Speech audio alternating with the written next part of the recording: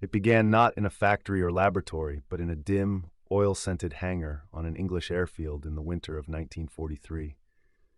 The ground shuddered when a formation of B-17 flying fortresses returned from a raid over Bremen. From a distance, they looked whole. Up close, they were broken birds, wings stitched with holes, aluminum sheared open by flak, one engine feathered, another coughing smoke like an old furnace refusing to die. Amid the chaos, a single man moved differently from the rest. Staff Sergeant William R. Taylor, 32 years old, an aircraft mechanic from Kansas, carried a small wooden toolbox that had outflown most of the pilots he served. He was not a hero by rank. He had no medals. But what he carried in that box would quietly rewrite the odds of survival for hundreds of air crews. Each time the bombers landed, the ritual repeated. Medics for the wounded, armorers for the guns, then Taylor for the engines. He listened before he looked, the subtle pitch of a turbocharger winding down, the crackle of oil boiling off hot manifolds. B-17 No. 4 engine, the inboard right, was the temperamental one, the one that gave out first when bullet holes tore through oil lines. Pilots called it cursed. Taylor called it misunderstood. By late 1943, the 8th Air Force had turned daylight bombing into an industrial act of faith. Hundreds of B-17s climbed in tight boxes towards targets like Hamburg, Schweinfurt, and Berlin, trusting that altitude and formation discipline would offset German defenses. Yet the statistics told a story colder than any winter wind. Nearly 1 in 5 bombers failed to return. And when they did limp back on 3 engines, or 2, they often did so trailing smoke from starving turbines that seized halfway home. Fate, it seemed, was measured in oil pressure and coolant temperature. Taylor watched crews bury friends after every mission. He found patterns others overlooked, notes scribbled on maintenance logs, oil viscosities tested at different ambient temperatures, the strange correlation between minor engine leaks and catastrophic mid-air fires. In theory, the Wright RE-820 Cyclone engines were marvels of American engineering, 200 horsepower, rugged, redundant, air-cooled. In practice, blood clogged the curls of their cooling fins. Metal seized when oil foam replaced pressure. Headquarters demanded efficiency. Taylor searched for mercy. One night, while patching a B-17 called Heaven Sent, he ran his fingers over an oil line junction that felt too smooth, the anodized finish of a regulation fitting. In Berlin's cold skies, that regulation was killing men. Oil froze at high altitudes, pressure dropped, engines flamed out like candles in wind. Taylor remembered how his father back in Wichita kept tractors running in winter, by adding small doses of kerosene to motor oil, thinning the mixture enough to keep pistons moving despite the cold. It was by every Air Corps regulation forbidden. Aviation fuel was sacred and measured. Lubrication chemistry was approved only through the Bureau of Aeronautics. Yet when rules met reality, Taylor's mind reached for homegrown truths. He mixed a jar that night, 2 parts 50-weight aircraft oil, 1 part aviation gasoline, shaken carefully until it shimmered like black honey. He poured it into the No. 3 engine of Heaven Sent and whispered a prayer that chemistry might outpace command. At dawn, the bomber lifted for another sortie to Bremen. She returned 8 hours later on 2 engines, but alive. Her captain reported something impossible. The modified engine had continued running after a direct flak hit to its oil line. Oil pressure had dipped, but not failed. The diluted mixture had carried enough fluidity to keep bearings alive until landing. No one wrote that in the mission report. Taylor didn't either. It was one test, one guess, one sin of survival. As days turned into missions and missions into legends, rumors spread through the maintenance bays at Thorpe Abbotts and Bassingbourn. One mechanic could make wounded engines come back from hell. Pilots began asking for him by name. Taylor's secret jar multiplied quietly in tool chests across East Anglia. Unofficial, unacknowledged, but trusted like a talisman. By February 1944, the air war had reached breaking point. The Luftwaffe's fighters grew deadlier, flak thicker, and the winter never seemed to end. Every ounce of reliability meant more than ordnance capacity. Engineers at headquarters inspected engine failures and saw patterns shifting. Engines were surviving hits that should have destroyed them. No one could explain why. Taylor made sure they never found the jars. Officially, he was following procedure. Unofficially, he was rewriting the chemistry of survival with every forbidden pore. But fate noticed. During a visit from a colonel overseeing maintenance efficiency, Taylor's section was inspected. Fuel contamination samples showed traces of gasoline in the oil drums. Orders followed: formal inquiry, potential court-martial, immediate suspension pending investigation.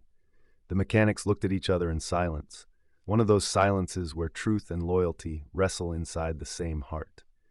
That night, as bombers prepared for another run over Kiel, 3 crews cornered Taylor by the hangar. They told him what his mix had done, how engines kept turning after flak shredded oil coolers, how propellers stayed feathered long enough for landings that otherwise would have ended in fire. Their survival, they said, bore his fingerprints. "If command stops you," one pilot said, "more of us die." Taylor didn't argue. He just looked at the horizon where navigation lights blinked toward Germany again and whispered, "Then we don't stop." By March 1944, the air over Europe had turned into an amphitheater of endurance. The 8th Air Force called it Big Week, a savage succession of strikes meant to cripple the Reich's aircraft industry. Hundreds of B-17s left their English bases daily, vanishing into frozen stratospheres and returning, when lucky, as crippled constellations limping through cloud. In this machinery of attrition, Staff Sergeant William R. Taylor's forbidden trick spread like a whispered psalm among those who refused to die by regulation. He never saw himself as an inventor. He was a caretaker of machines whose limits were set by men who rarely touched them. B-17 crews, word-of-mouth messengers, carried his secret recipe across airfields from Thorpe Abbotts to Grafton Underwood. They called it angel oil. Mechanics called it insurance. Officers called it impossible. Under steel-gray skies, maintenance crews adopted small rituals, unsanctioned, meticulous. A canteen cap filled with fuel, measured against oil intake, shaken in empty coffee tins and poured without witnesses. The mixture gave engines a second heartbeat, more flexibility under thin air conditions where cold oil once choked the bearings. Pilots reported better throttle response during emergency dives, smoother cold starts, fewer seizures after oil leaks. Each story reinforced the legend until command could no longer dismiss it as superstition. Headquarters noticed, if only through absence of failure. At the Wright Cyclone Division, engineers examining combat-recovered engines found unexpected residue patterns, thinner carbon, altered viscosity. They blamed supply storage contamination, unaware that war's necessity had outpaced their textbooks. At Thorpe Abbotts, Captain James Mac McAllister, Taylor's longtime ally and the pilot of Heaven Sent, decided to speak quietly to his group operations officer.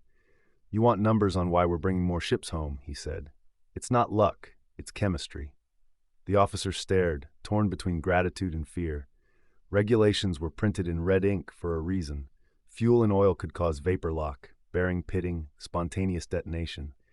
It was heresy in metallic form. But the officer had also seen smoke trails stretching over the channel, and too many men not returning. He told Mac nothing and everything in a single sentence. "Whatever you're doing, don't get caught." Taylor's hangar became an unspoken confession booth. Crews from neighboring groups arrived under the pretext of spare parts runs, but left carrying small tins wrapped in rags. Each tin smelled faintly of salvation. For them, the mixture wasn't rebellion, it was math. One jar equal 5 aircraft still flying, 50 men alive. Yet whispers travel faster than prop wash. In April, an investigative team led by an Air Technical Service Command colonel arrived in East Anglia to evaluate unusual maintenance practices. They toured workshops, checked fuel stores, examined record logs. They expected negligence. What they found was efficiency so perfect it raised suspicion. Oil consumption rates had evened out, overheating incidents had dropped 30%, mission completion had risen dramatically. Something was being hidden, something unexplainable by official procedure. Taylor felt the eyes of authority circle closer.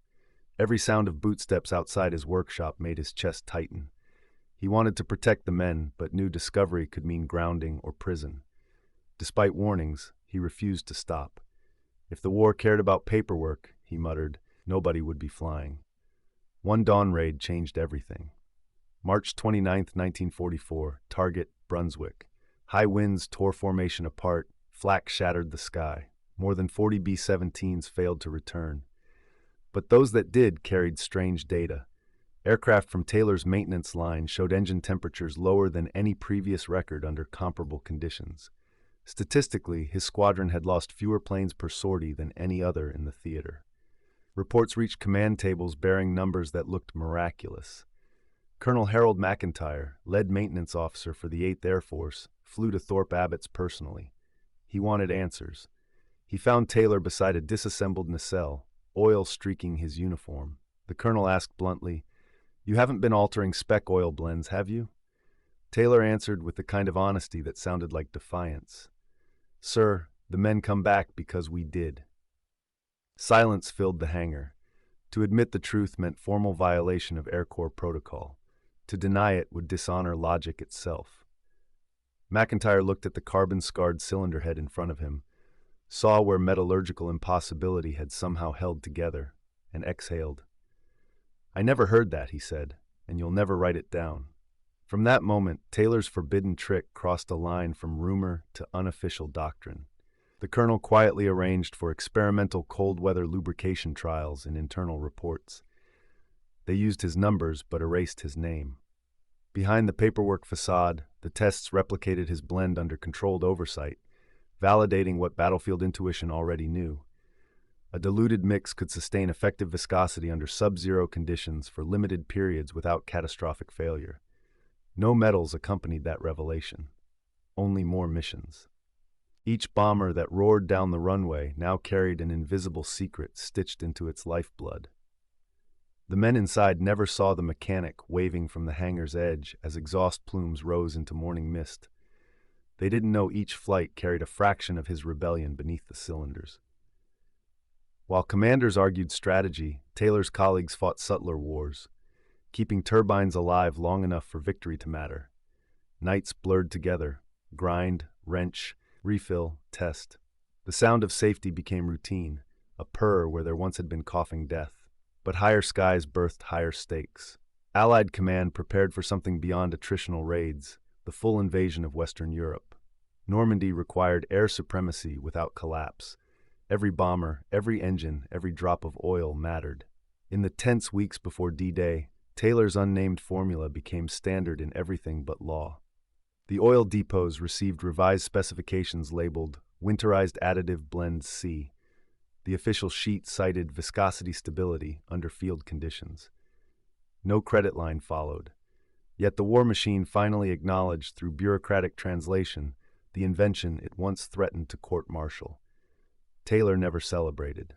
He only scribbled one sentence in his notebook: "If they ever paint medals on engines, I'll believe this war learned something." By June 1944, B-17s escorted by fighters streamed over Normandy's beaches in endless waves. Many carried bullet holes home, engines limping but alive. Alive because a mechanic from Kansas had broken a rule that never fit the sky. By July 1944, war's appetite had only grown. The invasion of France was a daily contest of attrition, with Allied bombers striking deeper and the Luftwaffe fighting for every column of smoke rising from Normandy's lanes. On English airfields, fatigue became routine. The old faces missing at morning roll call, the new ones learning to memorize engine numbers faster than names. Taylor's Angel Oil was now a ghost in the system. Nobody called it by name in the supply ledgers, but every mechanic recognized the scent. A touch thinner, a shade lighter, a formula that felt almost personal. The forbidden trick no longer belonged to one man or one squadron. It had dissolved into the bloodstream of the air war itself. With each successful sortie brought home on battered engines, gratitude grew quieter. Command no longer eyed Taylor's team with suspicion, but neither did anyone speak of the miracle aloud. Engineers from higher echelons visited, took notes, filed recommendations about decentralized lubrication protocols. But Taylor understood what silence meant in the military: survival through invisibility, progress disguised as process. Yet for all the invisible victories, the cost was never zero. Secrecy wore on every mechanic who knew the truth, pride twisted into exhaustion. Some nights, Taylor stayed in the hangar after midnight, tools untouched, hands wrapped around a mug of tepid coffee, gazing at the darkness over the runways. He thought of home, of wheat fields and engines warmed by kerosene on frozen Kansas mornings, and wondered whether peace came only to those who followed rules. By late summer, the strain showed everywhere. Engines arrived for overhaul, with scores deepened by repeated duress. Technical reports now included warnings. Signs of accelerated wear in main bearings recommend increased inspection frequency. Taylor recognized his own fingerprints in every cautionary line. He talked with fellow crew chiefs about risk, how far you could push a hack before it bit back. Angel oil was never meant to become doctrine. It was a single snowbound lifeline, spread far past certainty. The war's new phase only sharpened risks. With airfields pushed into the continent, fuel supplies grew stretched. Additives were substituted, blends shifted to make up for diverted reserves, and Taylor's blend sometimes warped under constraints he could never foresee. In rare cases, engines failed from unfamiliar reasons: foaming oil, vapor lock, a catastrophic loss that could not be traced neatly back to flak or enemy fighters. Each failure felt like an unpayable debt. In August, a pilot Taylor knew, young Johnny Harper from Ohio, didn't return. The report listed an oil fire after a flak hit. Taylor checked the logs, saw his own handwriting next to the maintenance line, and spent the night scouring every drum and spigot for contamination. Reason and guilt mingled. Some shafts would have snapped anyway.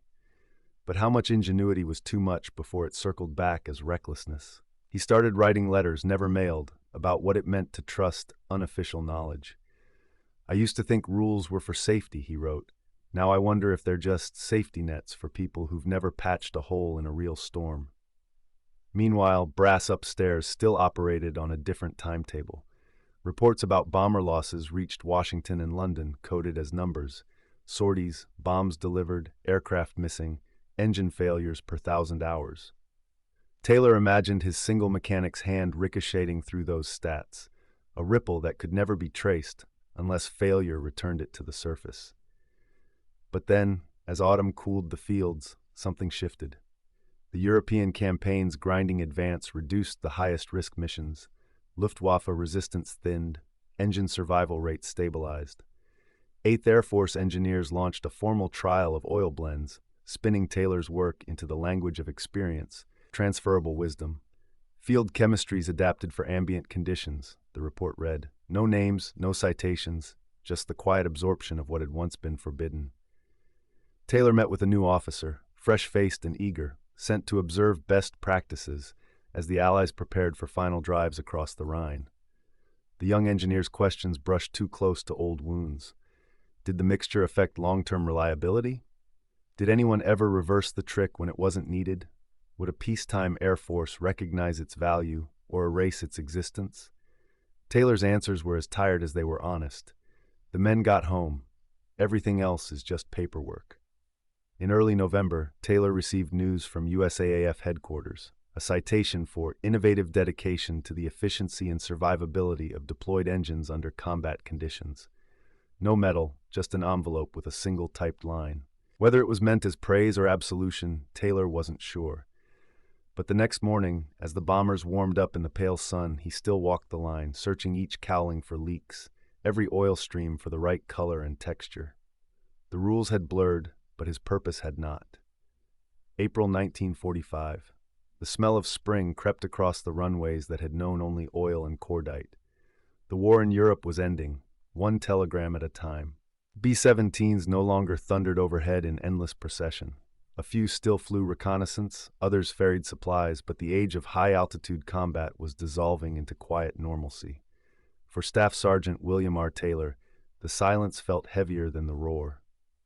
He had lived 3 years measured in takeoffs and landings, counting survival rates like heartbeats. Now the engines cooled forever, their heat replaced by paperwork. Mechanics packed their tools into crates, some heading home on Liberty ships, others reassigned to air depots waiting to support occupation duties. For most, victory meant rest. For Taylor, victory carried a question mark. What happens when the war's greatest secret becomes irrelevant? An officer summoned him to headquarters one afternoon. Inside sat a board of 3 men, engineers, suits polished, eyes clinical.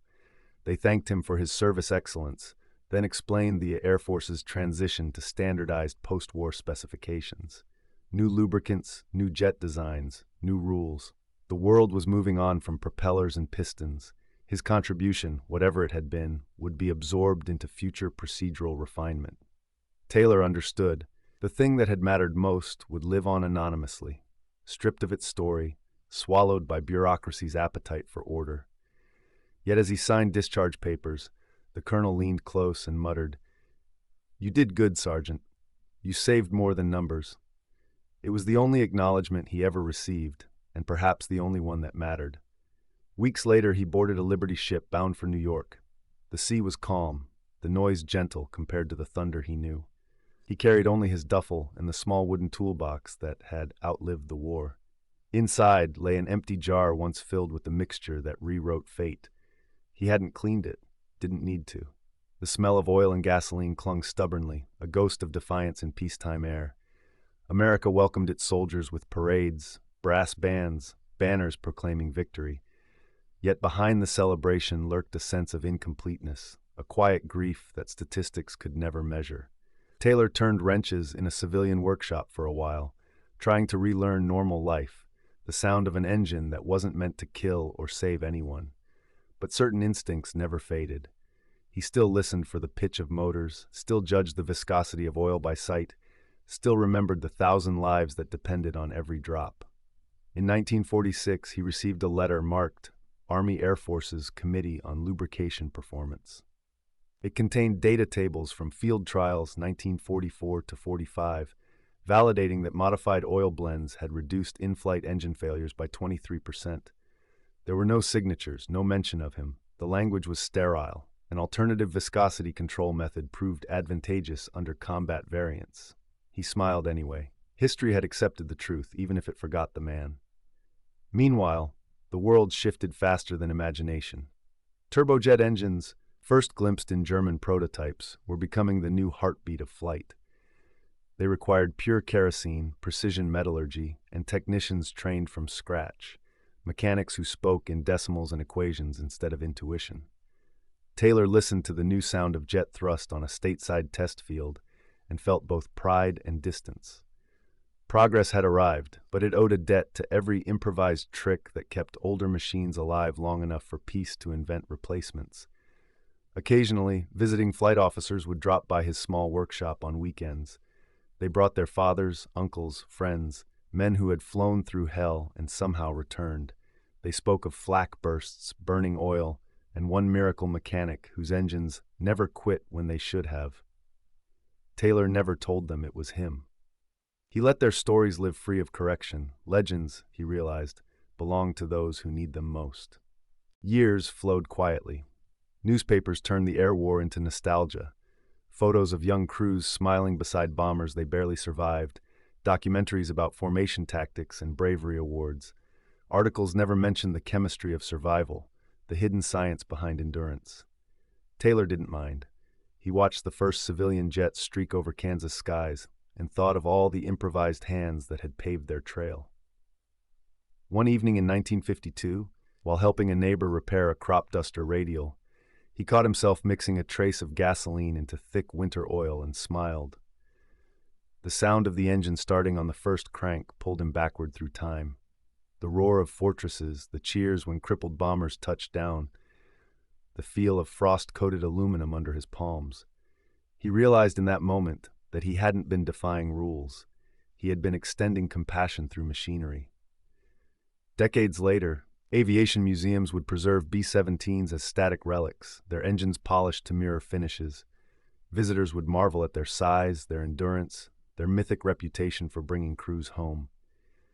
Few would understand that among the bolts and valves lay whispers of unrecorded faith, a formula scribbled in a notebook, a mechanic's intuition halfway between science and prayer.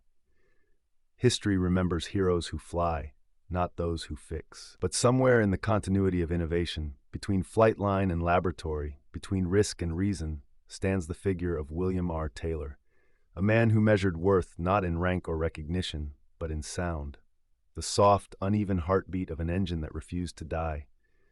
His forbidden trick never appeared in textbooks, yet every modern aircraft that adapts, endures, and survives carries its ghost. the lesson that progress is born not from obedience, but from the courage to question when lives are on the line. The last thing Taylor ever wrote in the margins of his logbook was simple. Sometimes, saving a life means breaking a rule before it breaks you. The silence that followed was not peace, only the sound of history turning its page.